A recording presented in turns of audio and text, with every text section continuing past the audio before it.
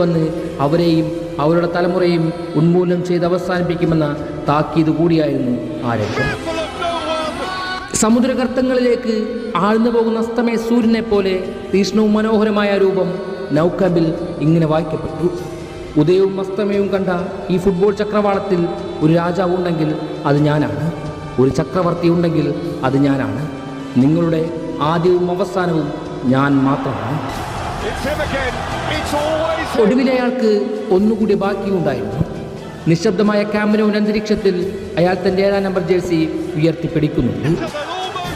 വായുവിലേക്ക് ഉയർത്തിപ്പിടിച്ച ജേഴ്സിയിലൂടെ അയാൾ പറയുന്നുണ്ട്, വെളുത്ത മേഘങ്ങൾ തെന്നി നീങ്ങുന്ന നീലാകാശത്തിന് കീഴിൽ നിങ്ങൾക്ക് മേൽ അധികാരവും അവകാശവുമുള്ള ഒരു രാജാവുണ്ടെങ്കിൽ അത് ഈ മാൻഡ്രിഡിലെ 7-ാം നമ്പറുകാരൻ മാത്രമാണ്. ഓരോ കാറ്റലോണിയൻ ജനതയും അത് ഓർത്തിരിക്കണം. പ്രതികാരത്തിന് സൂചിമുന കൊണ്ട് മുറിവേറ്റ ബാഴ്സലോണ ആരാധകരുടെ കണ്ണുകളിൽ നീറ്റിലോടെ